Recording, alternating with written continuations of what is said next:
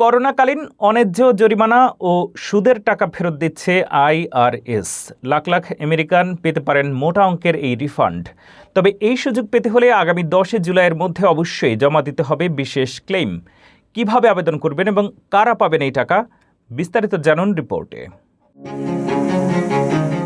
যুক্তরাষ্ট্রের লাখো করদাতার জন্য এসেছে অতিরিক্ত অর্থ ফেরত পাওয়ার সুযোগ। তবে এই সুযোগ নিতে হলে দ্রুত পদক্ষেপ নিতে হবে, কারণ আবেদন করার শেষ সময় 10 জুলাই।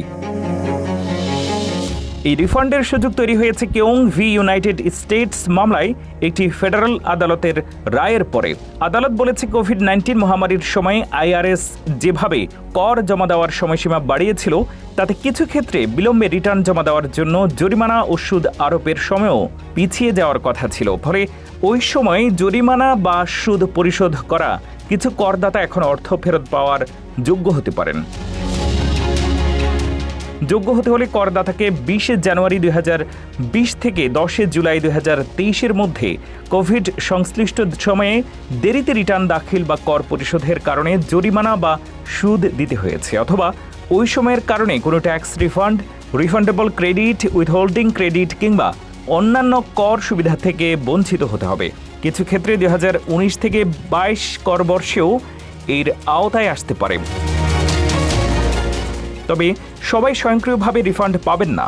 আইআরএস আবেদন অনুমোদন, প্রত্যাখ্যান অথবা কোনো সিদ্ধান্তই নাও দিতে পারে। আবেদন অনুমোদিত হলে হয় আপনার বকেয়া কর কমে যাবে, নয়তো ইতিমধ্যে পরিশোধ করা অর্থের রিফান্ড পাবেন। বিশেষজ্ঞদের মতে, নিজের অধিকার সংরক্ষণ করতে করদাতারা ফর্ম 843 জমা দিয়ে একটি প্রোটেক্টিভ ক্লেম করতে পারেন। বর্তমানে আইআরএস অনলাইন ফর্ম 843 জমা দেওয়ার সুবিধাও চালু করেছে। তবে এর জন্য একটি আইআরএস অনলাইন অ্যাকাউন্ট থাকতে হবে। কাগজে আবেদন করলে ফর্ম 843 পূরণ করে নির্ধারিত ঠিকানায় পাঠাতে হবে এবং খামের বা ফর্মের উপরে কেউং ভি ইউনাইটেড স্টেটস লিখে উল্লেখ করতে হবে।